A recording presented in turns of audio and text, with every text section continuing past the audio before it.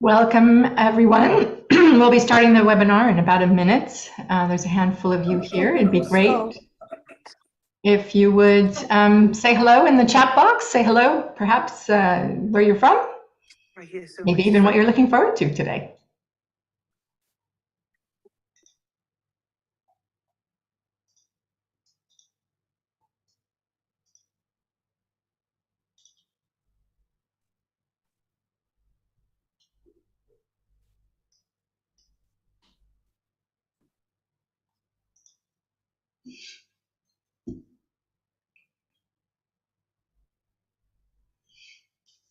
Welcome, Nicole, calling from Amsterdam.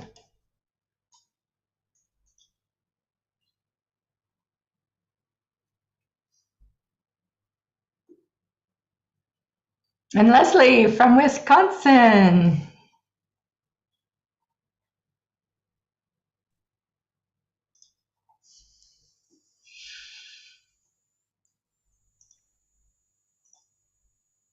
Just admitting a few more people from the waiting room.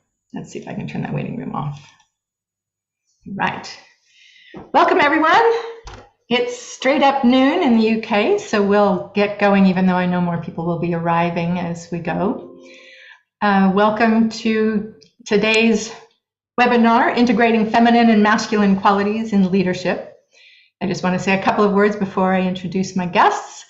And yes, please, everyone, keep putting your names and hellos in the chat box. So this webinar is one of the series of rewiring workplaces. And we are hosting this from Shook Svensson. So I'm Laurie Shook, one of the founders of Shook Svensson.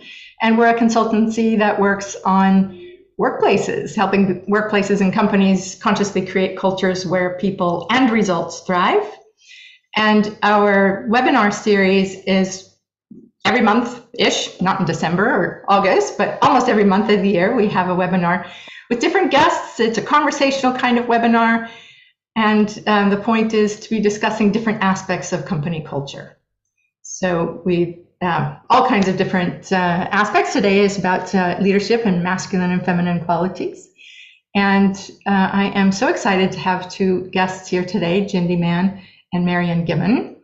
And each of them represents one of the sides of the masculine, feminine side of the coin, could we say? No, we'll get into that. Anyway, I'm really looking forward to this conversation.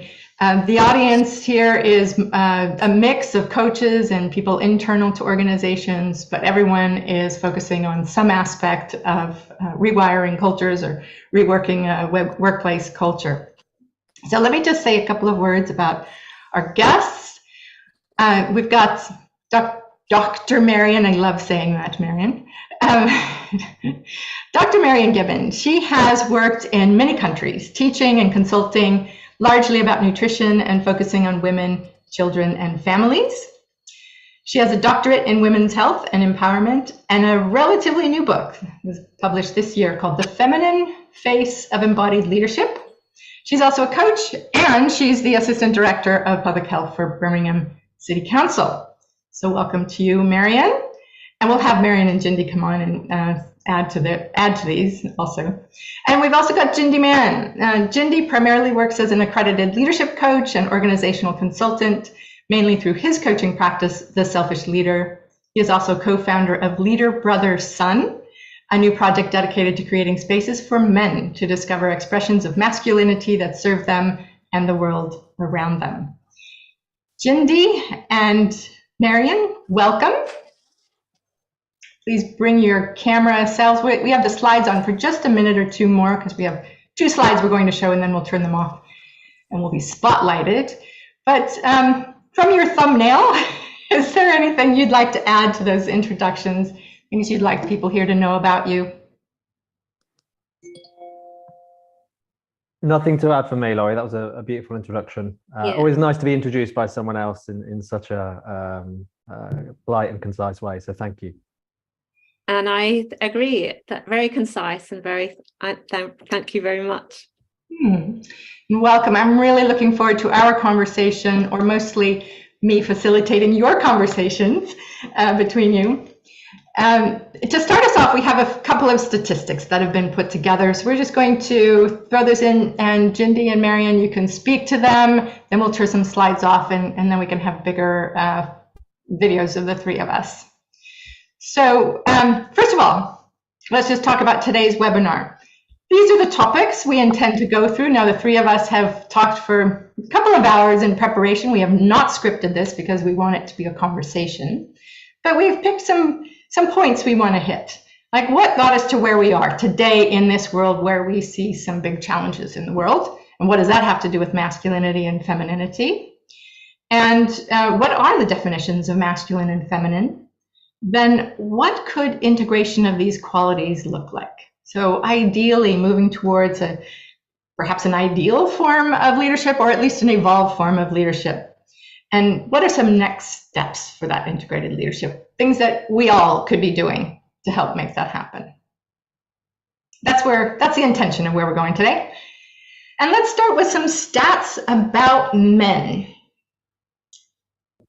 Jindy and or Marion, would you speak to these? Certainly.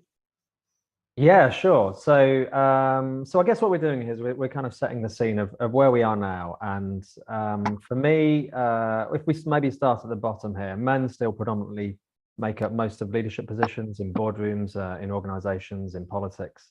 But if we look at some of the key indicators for what's going on with men in general, not so good. 3/4 of all UK suicides are men. They're more likely to use alcohol or drugs. They're far less likely to ask for help of any sort, particularly talking therapies. And this trend is heading in the wrong direction. So research and study after study shows that psychologically and mentally, men are increasingly struggling. Before I move to the slide on women, Marion, is there anything you would add to this slide about men? I think the concern I also have with this is about the growth in men levels of anxiety.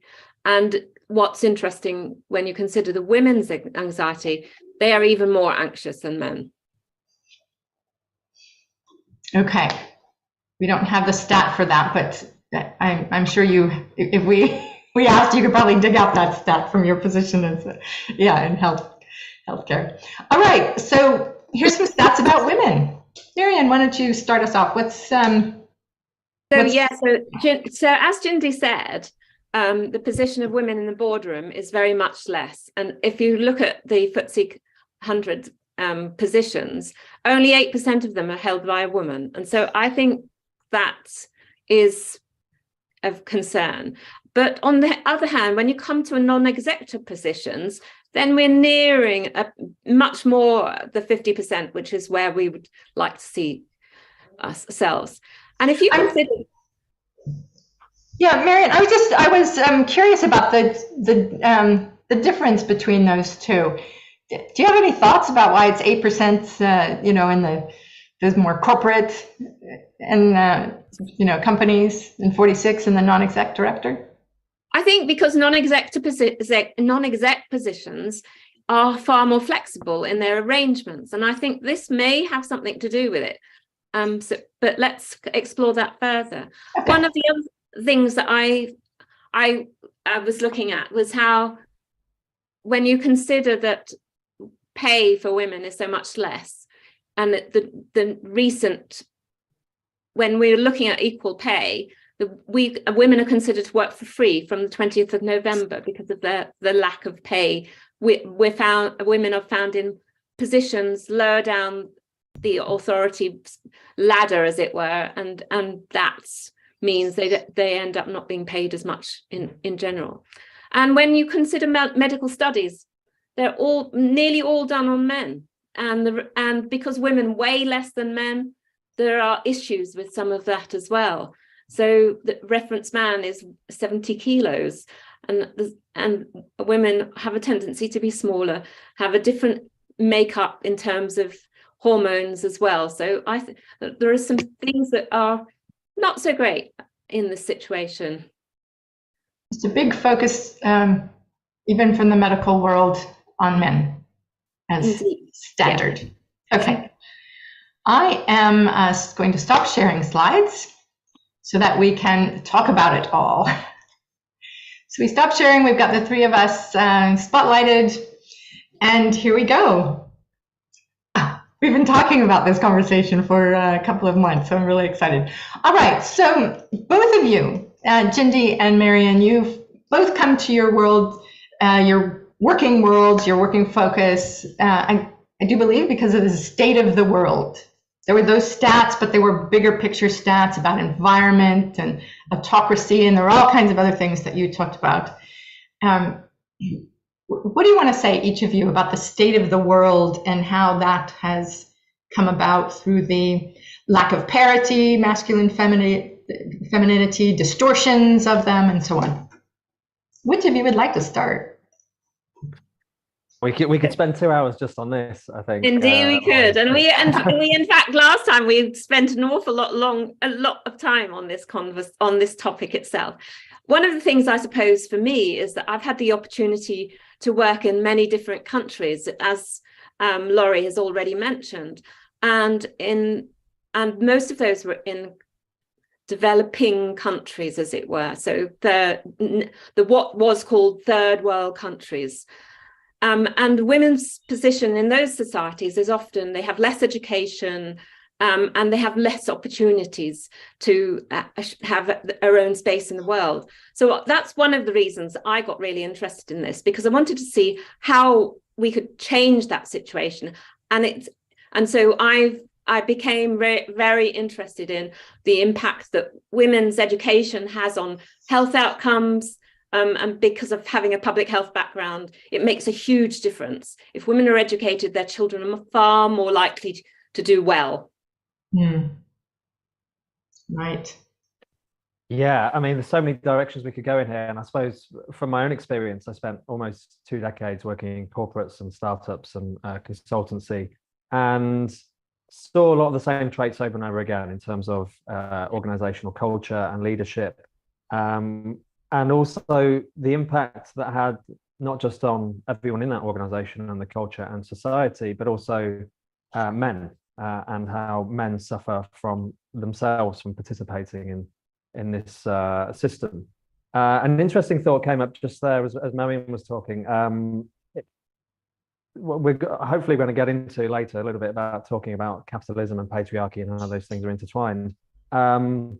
My wife used to work in China, and one of her observations, and it's supported by the data, is that in communist or former communist societies, the participation of women in the workforce is much higher. So there's a kind of unintended equality, greater equality, because under communism, you want everyone to be a worker. You want everyone to participate in the economy. And interestingly, as China's become more capitalist and free market, I was looking at the data just a couple of days ago, the participation of women in the workforce is declining quite significantly. So there's a connection between capitalism and men working? Possibly. The data would suggest so, yeah. Yeah. So before we go too much further, let's define masculinity and femininity, and then I do want to come back to that. You mentioned capitalism, patriarchy, and I know there's a rich whole conversation, another 2-hour conversation we could have. But let's define masculinity and femininity, and also, there's the separation from gender identity and, male, female, and then masculinity, femininity. Sure, yes. Sorry, do you want me to, should I jump in? Go for it. So yeah, if we start with masculinity, and I guess the thing I would say before I mention any of these characteristics is that they're neither good or bad. They can be if they're in excess or out of balance. But things I would typically think of as masculine energy would be things like risk-taking, things like a bias towards taking action, so more action-oriented, competition, aggression. Those two things often go together, and a kind of a preference towards hierarchy, power, and structure. So hopefully all of those things we can see as could be healthily integrated and harnessed and present in leadership and culture, but also hopefully we can also see that in excess or out of balance, they could be significantly unhealthy as well. Yeah. And so I suppose the feminine qualities, which are the caring element, that women are often the mothers of children. We have relational nature. We like to make connections. Our relationships tend to be networked, not marked by hierarchy in the same fashion. But so we kind of tend to lead, not necessarily from the front, but from position wherever a leader is required, they will arise. And so they're based on competence.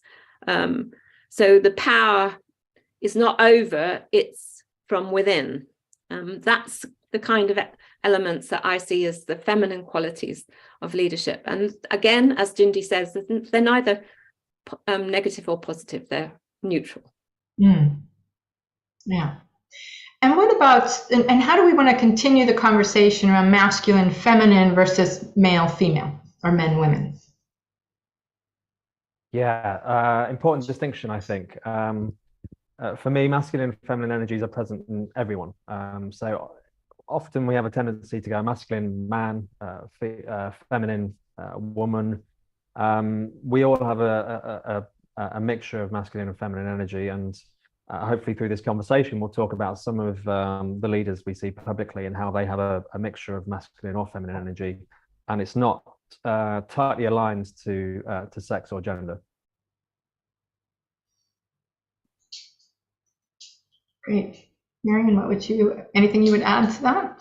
I think what I also see is that we have some situations that have arisen because where you do have that excess of masculine energy, as Jindy has related. So where we see a kind of false masculinity, where the leadership is not necessarily considering the needs of the whole, and I think that's been obvious within the UK and within the States and other places in the world as well. So I think it could be helpful to consider these traits rather than necessarily kind of defining them as male or female in terms of gender or sex.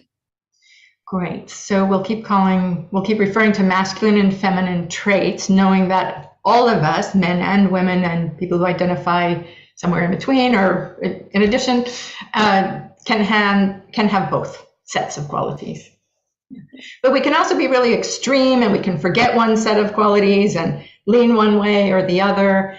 Let's take this moment to name some of those either individual leaders or industries. Even I think you had some industries where you could point to, like, this is a really overtly masculine or overly feminine. Yeah, so for me, when I think about masculine dominance industries, perhaps something like financial services, investment banking, UK politics, I think, is a good example of perhaps a dominance of masculine energy. And when I think about leaders, and it's interesting to think about this, further emphasizing that point that it's not strictly linked to sex or gender. If I think about a strongly masculine woman leader, it could be someone like Sheryl Sandberg, who only recently stepped down as CRO at Meta. Margaret Thatcher would be an example of a political leader. And I'm sure there's many other. Oh, we seem to have quite a bit of echo. I'm sure there's many other industries and companies and individuals we can think of who kind of exhibit that masculine energy as well. I'd love to hear some suggestions from people on the call as well.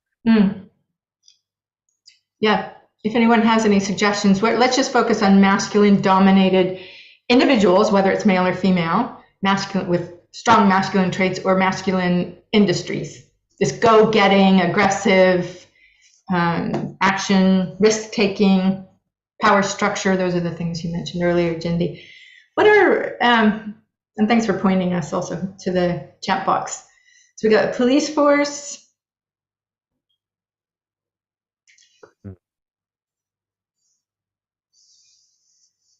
I think the border force is another area as well.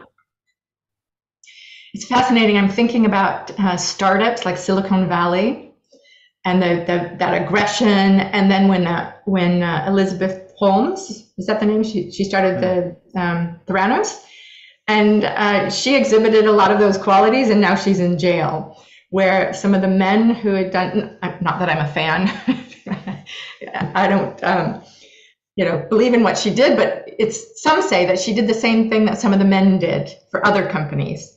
Yet she was the one who was sort of called on it, and now is in jail for 11 years, I think it is. It's fascinating. And she had this super deep voice that she adopted, and it's a fascinating, I think, case study. Construction industry, engineer environments, banking, fintech, tech sector. Yeah, so we got a sense of it, right? These are these go-getting, highly structured, maybe analytical environments. And what are some of those overly or more feminine, the industries or even some people who lean towards the feminine side, or maybe a little too far to the feminine side? Simon, you have your hand up. Hello, everyone. I just had a bit of a perspective, and I was thinking about this a few days ago around the different traits of masculine versus feminine, in the fact that when you talk about masculine behavior, it tends to be about challenge, competition, about getting things started strong and control. But then actually, when you look at the feminine qualities of, getting everyone together, building kind of a mutual understanding and growth, when we look at the way that business is moving, my gut says that we need the latter more, but almost a lot of the startup culture and the sort of entrepreneurial kind of approach that a lot of businesses have tend to lean towards that masculine, like getting things moving, just doing decisions, getting things moving. But yet the reality is, to get the best people, you need the more feminine qualities. I just wondered if this forum had like a bit of a reflection on that as a way of kind of countering some of the masculine behavior that we tend to focus on when we start new businesses versus the ones we need to keep them going. It is where we intend to end up in this conversation of how can we rely on both and find a balance and, lean into one set of qualities or another.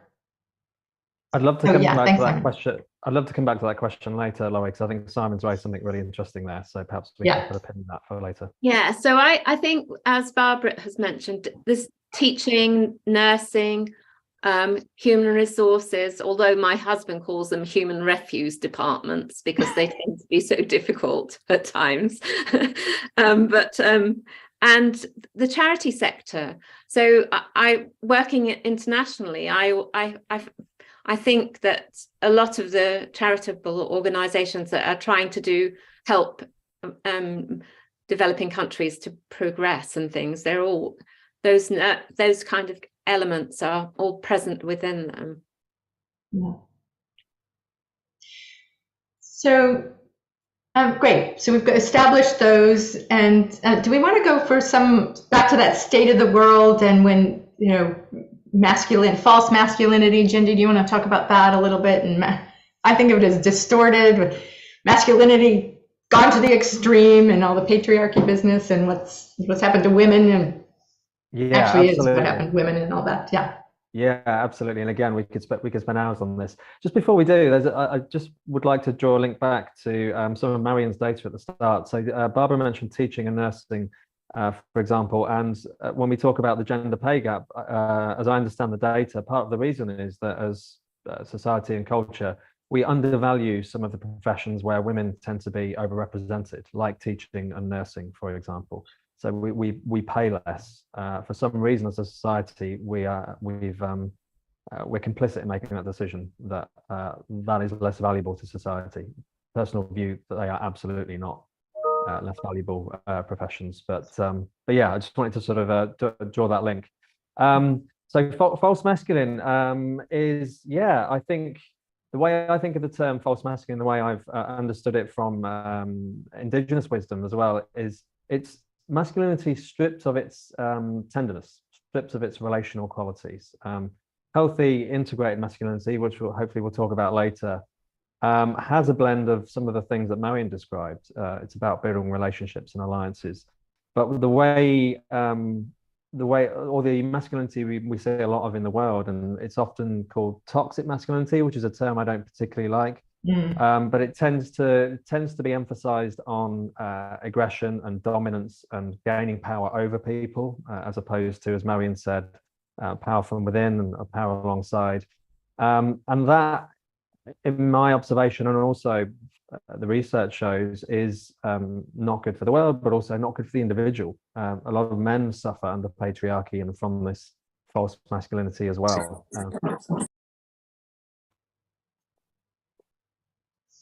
Great. What would you add, Marion? Well, I think it's a really interesting point, because I suppose we're getting towards what we are beginning to realize that we need. So we're not wanting to have fighters all the time. Look at the mess that arises from conflict in the world.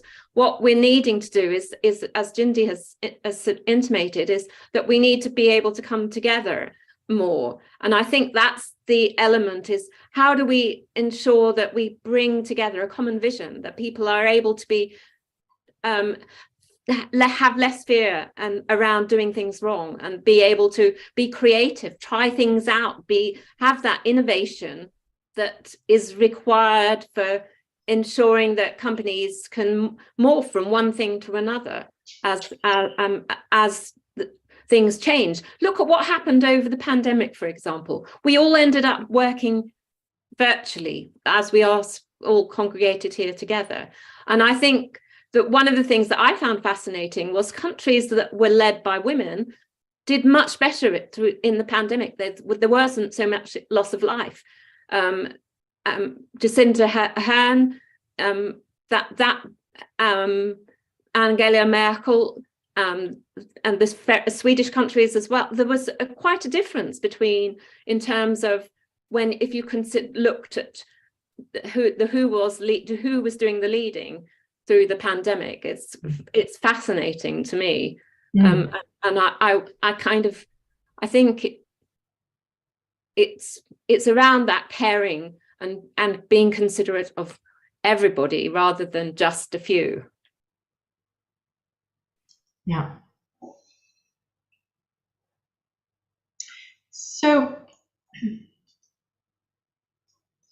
in some of our earlier conversations, we talked about the sort of history of patriarchy and the burning of witches, and a lot of those sort of extreme things that have happened, and the devastation of the planet by using and just keep going, aggressively using up resources. And in our conversations, we more or less attributed those to false masculinity. And anything you both want to say, either of you want to say about that conversation that we had? Yes, because I think it's really fascinating, because what is it that makes a witch, as it were? And it is to having a different way of looking at the world. That women who were able to help people and cure people were then construed as having other powers, and which ended up with them being seen as needing to be got rid of. And so how many thousands of women were killed and burnt as witches as a result of that. And it's quite interesting in terms of, if you think about health, all originally the carers and the healers were women, and in many indigenous communities that's still the case. Mm-hmm. But what with the advent of education, it then became much more male dominated, and how many surgeons there's a preponderance of men as surgeons. And I would like to see that change, because I think women have a huge amount to offer in all arenas, and if that we have this split that we've got at the moment, and being more aligned and more integrated, I think it will be a benefit for the whole planet. Yeah, it's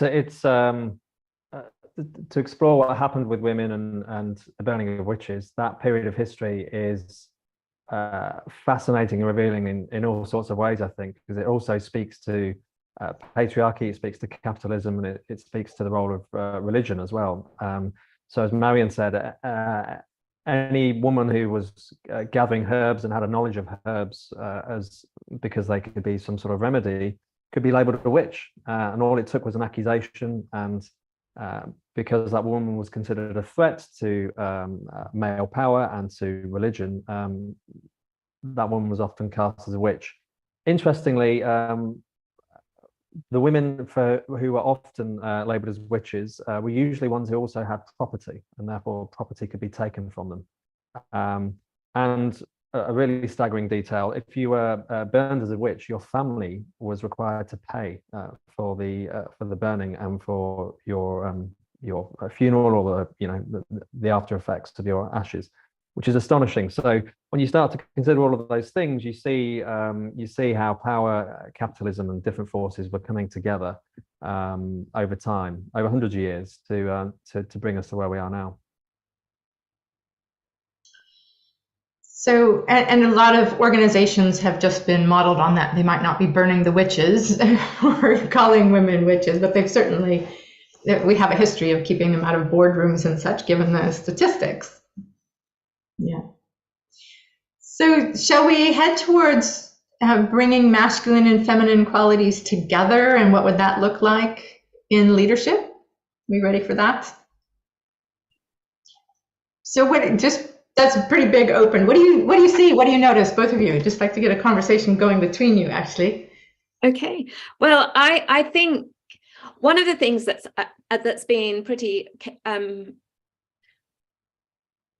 clear to me in terms of working through the pandemic, with COVID being present, and public health has had a huge role to play within that situation, and we've had to work very hard over the course of that time.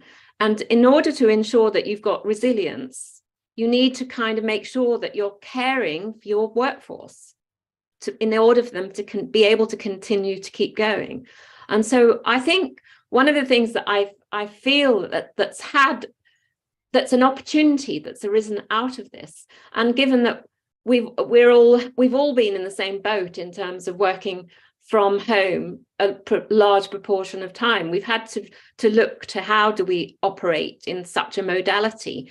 And so I think there's been an awful lot that has been gained through this incredibly difficult time, but it's also led to increased problems around mental health, physical abuse between different genders has also increased. So it's not all roses, whichever way you look at it. But I do think this thing, if I really think the use of reflection and reflective practice is something that I have to do as a professional in my field, and that I've kind of wanted to make sure that I review how I work and how I operate and how I support my team. And that has meant that I've been even more considerate and making sure that we can all be resilient. And I know that my boss, who is male, he's been incredibly supportive of all of us and put on extra time for having counselling sessions if we need them, all of those sorts of things. And I think that's been really, really beneficial and very helpful. There's been a very strong theme, I believe, in most companies, or at least the companies I have the privilege to work with, about well-being and an increase in compassion, or at least tolerance if it can't get to compassion. But we're all humans. We need to deal with each other as humans, because we're not just robots coming to work and getting stuff done. They're human beings, and we have home lives and stressful times, and the world is a stressful place. And it feels to me like there's a lot of doors opening, maybe not everywhere.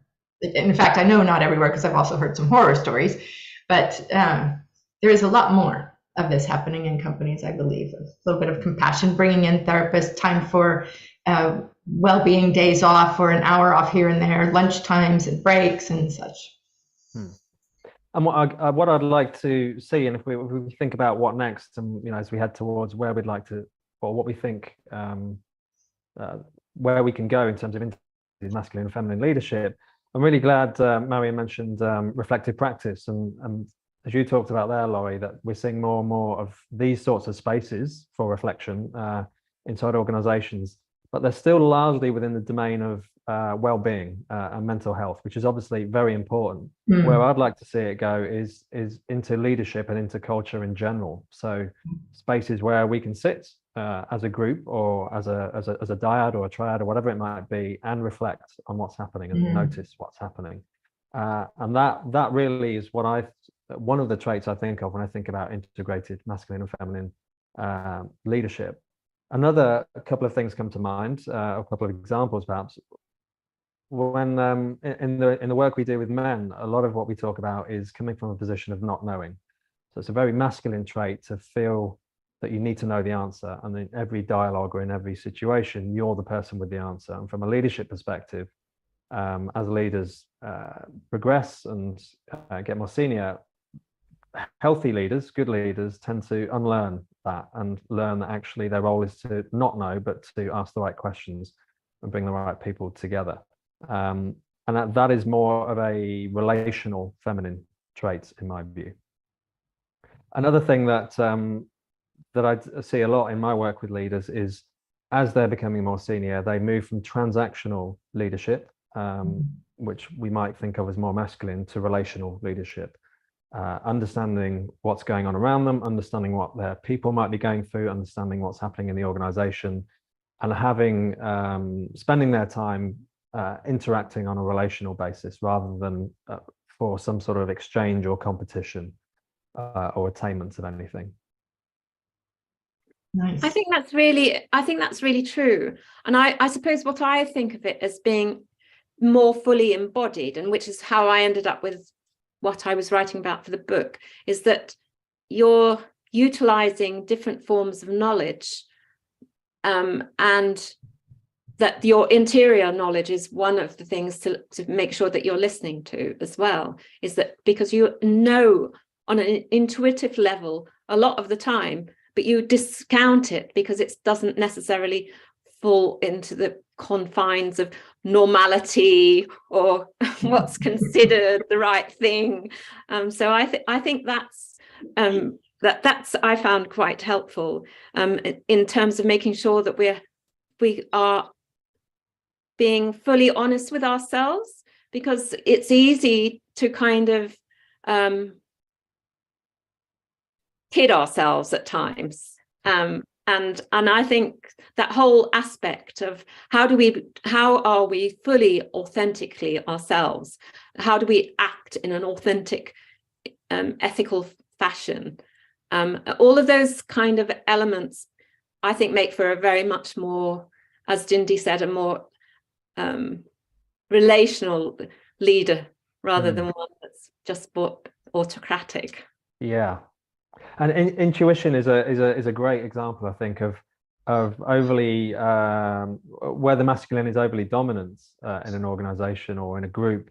Intuition tends to be the thing that gets sort of shunted to the side, and it's still thought of this kind of mystical thing, intuition, this thing that we can't sort of point at or show data for. Yet we all know it's invaluable and essential and part of all of our decision making. And when coming back to sort of witches, that perhaps the modern organizational version of witches is the person in the room who says, should we check in with our intuition or what's going on in our bodies? That person will perhaps be considered a heretic or some crazy person. And that's perhaps the modern organizational equivalent of a witch. Corporate witch. A corporate witch, yeah. Love it.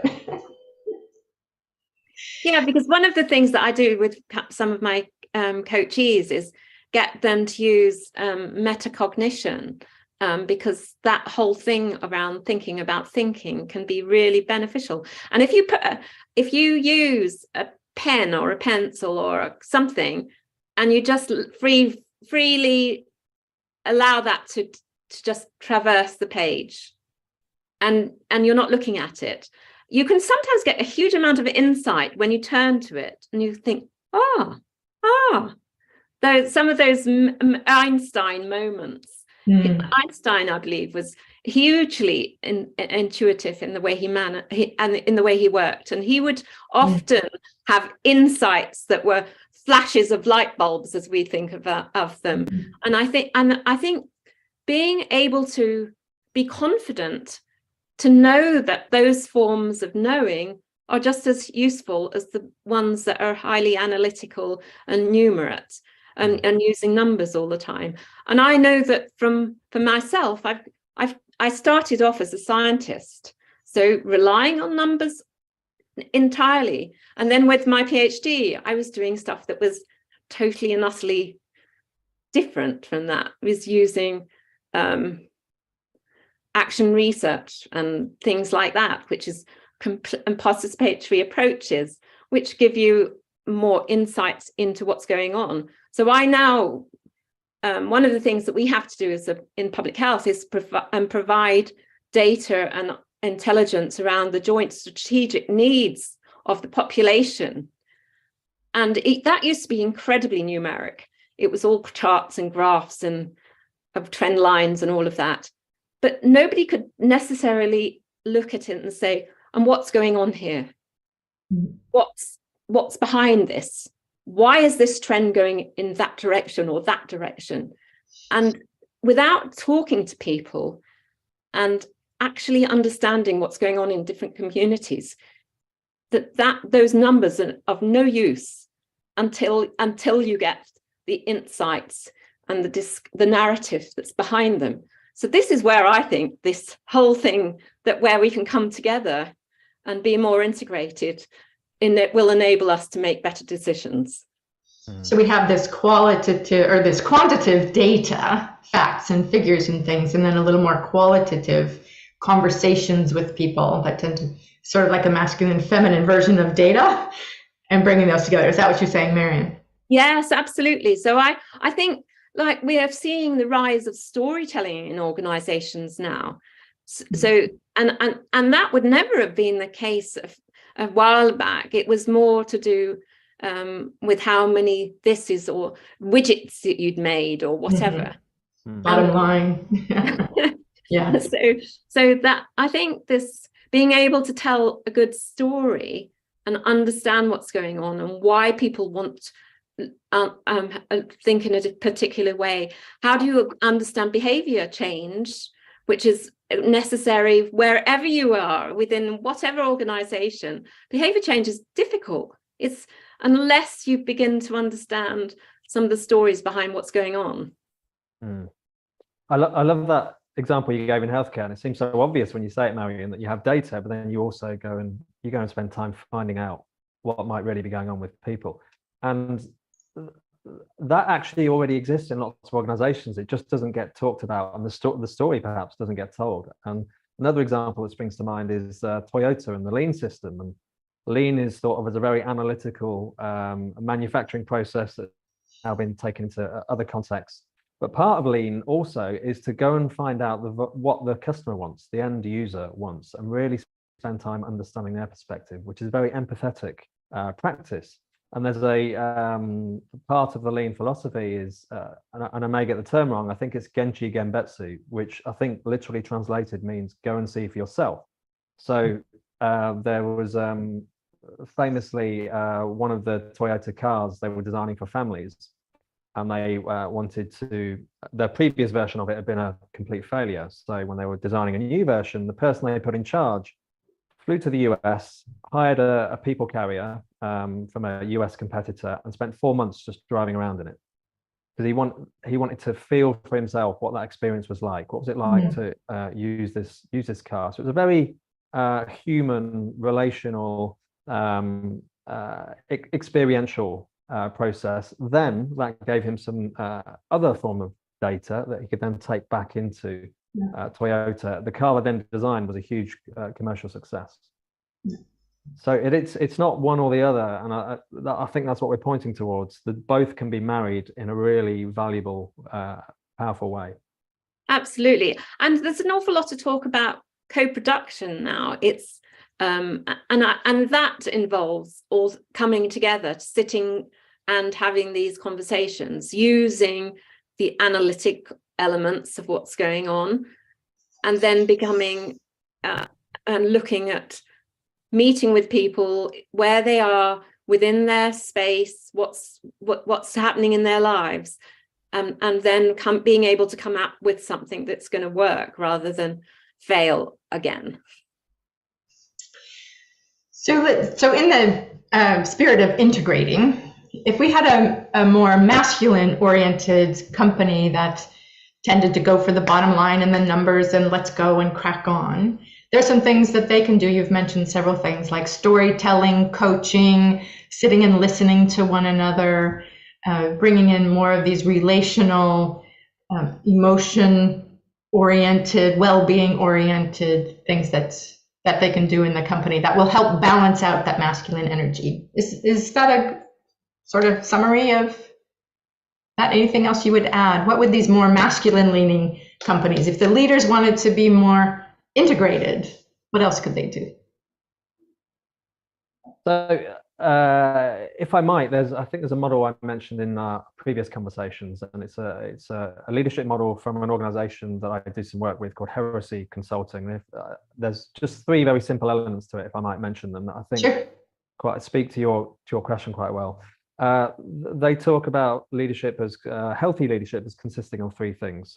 The first is shaping, by which they mean noticing what's going on around you, noticing what's going on in yourself as well, and your reaction to the world around you. The second is sense making, so helping others to make sense of what's going on in the world around them and what's going on in their organization. And then the third is driving, and that is giving people a sense of agency and confidence to take action. And for me, those 3 things combine the masculine and feminine qualities we've been talking about.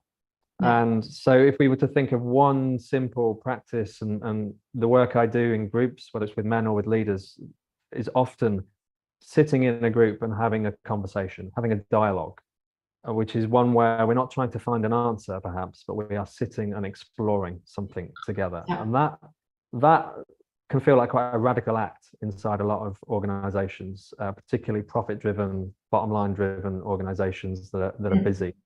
But creating that space in itself can be incredibly valuable if it's created and hosted and facilitated in the right way.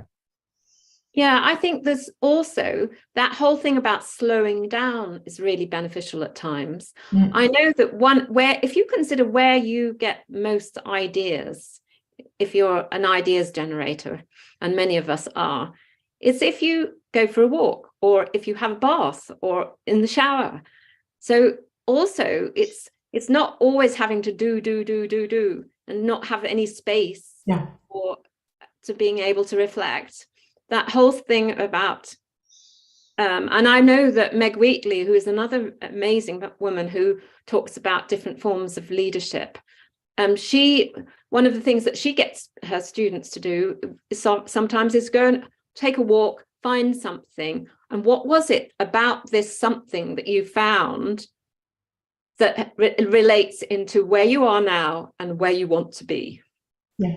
And that's another thing that can be really helpful. I think Frodo's going to put in the chat box a link to the blog post we just posted yesterday, which is the neuroscience version of that. Like, how do you, when your brain slows down, it operates in a different way, and that is a precursor to creativity. So thanks for bringing that up, Marion. That's very it works for the brain. And I just want to add here, just in case any of this is sounding fantastical or kind of wishful thinking, some of the most well-known leaders we can think of, politicians and business leaders, already do this sort of thing. They spend an incredible amount of their time, incredible amount of their every day with this sort of space that is just for pondering and thinking and reflecting.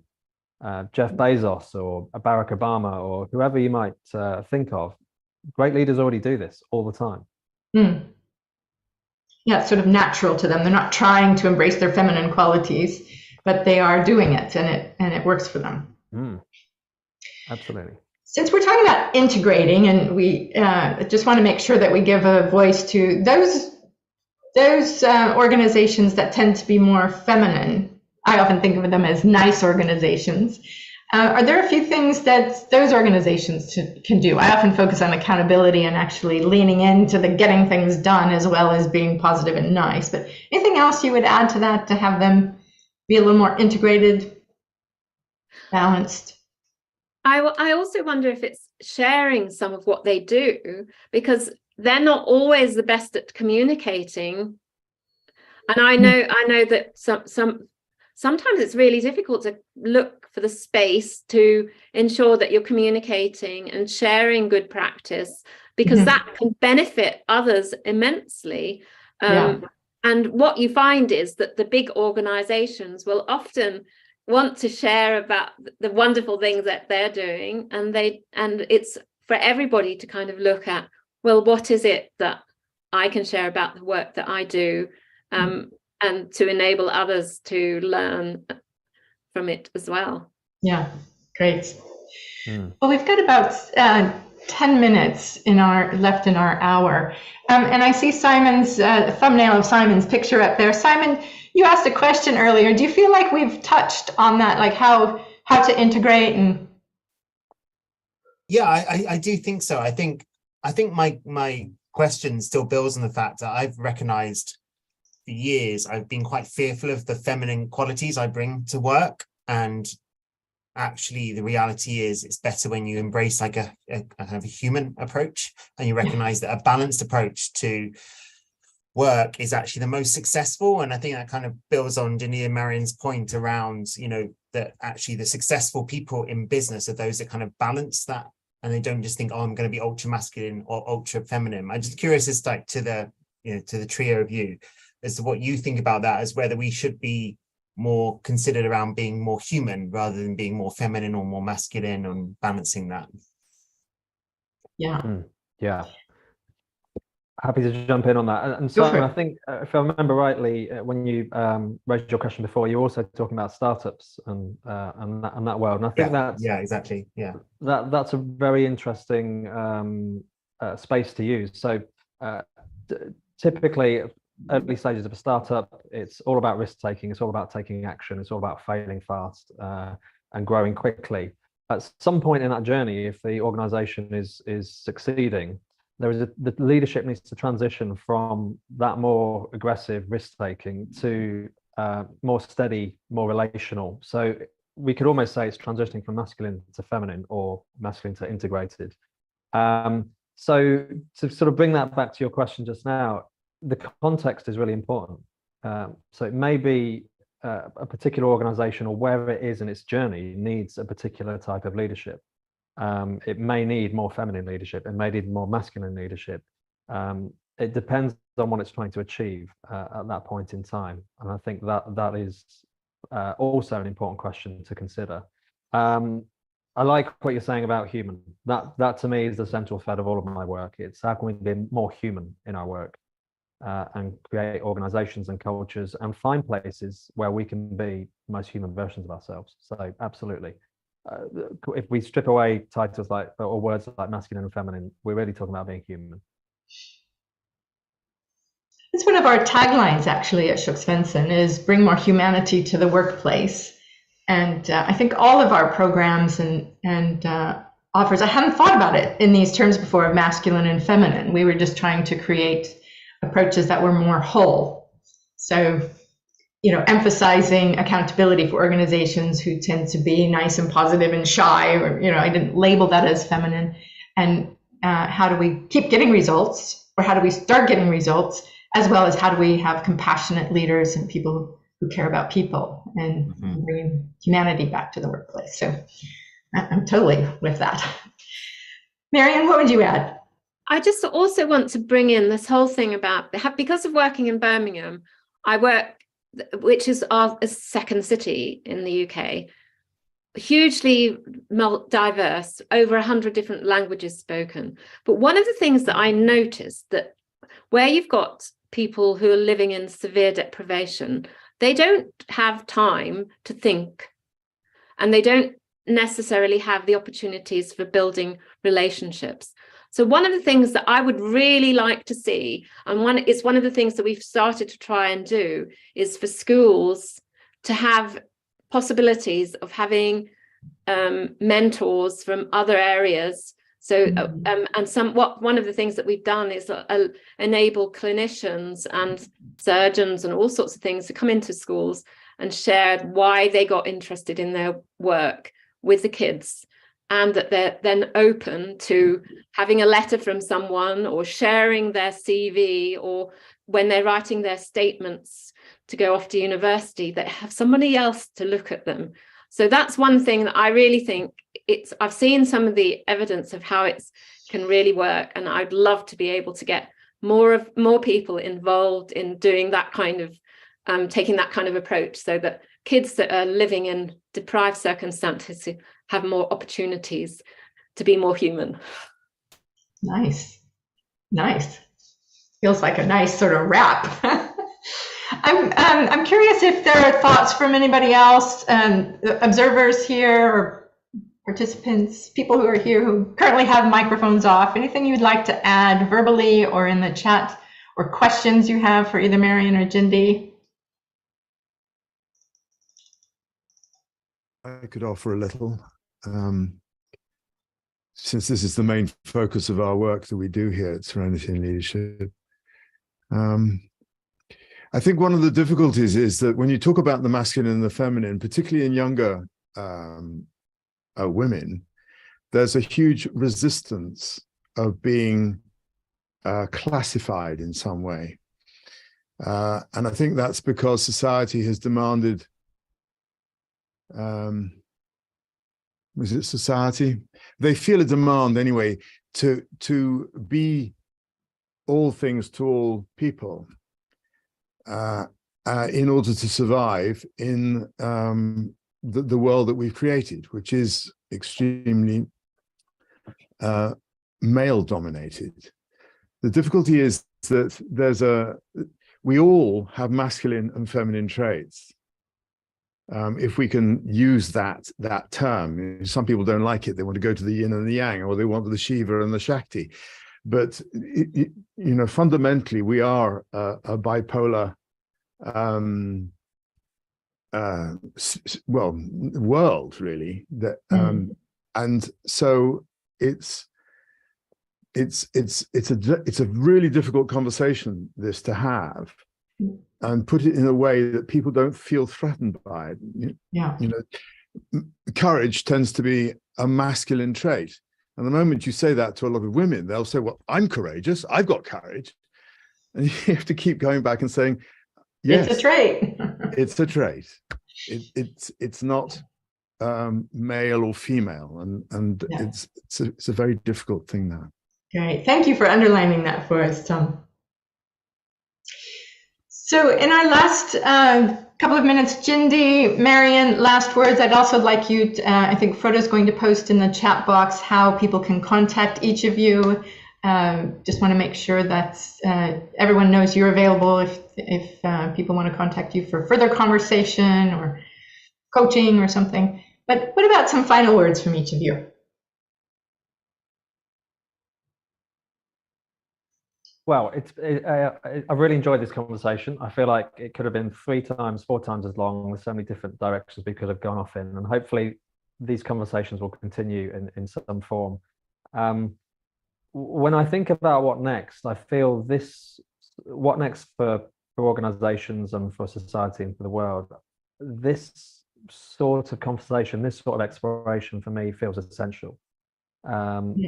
This is something, exploring these aspects of, as Tom said, we all have these polarities. Exploring these aspects of ourselves, which are already present, just feels essential for me for whatever comes next in the world, and if we're going to operate in some sort of healthy way within it.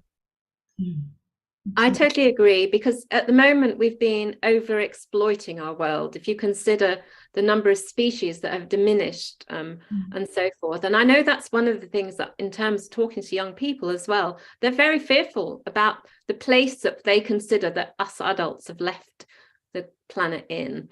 And so these conversations are incredibly important, because they are kids are our future, and without them being brought into these conversations as well, all that happens is that they're left feeling anxious, more anxious and more fearful about what's ahead for them. So I would love to be able to make sure that we can involve young people in these very important conversations about how do we look after our planet, how do we look after each other. Compassion is really integral to that, because compassion is not just a nicey word, it's actually very action orientated. It's about doing, it's about caring for each other and doing for each other. I love that. Get that action in there. There is some masculinity in there. Thank you so much, Jindy and Marion, for being here on this conversation and for all the prep work that you did together and with me. Really have enjoyed all of those conversations, and I can see there's some gratitude in the chat box as well. Thank you everyone for being here. In January, we have another Rewiring Workplaces webinar where we are working, have two guests. They are both vice presidents from the International Coach Federation. We're going to be talking about team coaching and the difference between team coaching and other team interactions. So please do join us for that. I think it's the 23rd of January, and you'll certainly be seeing some notes about that. Thanks to both of you. Thanks, everyone. See you next time. See you next time. Thanks, everyone. Thanks, Laurie.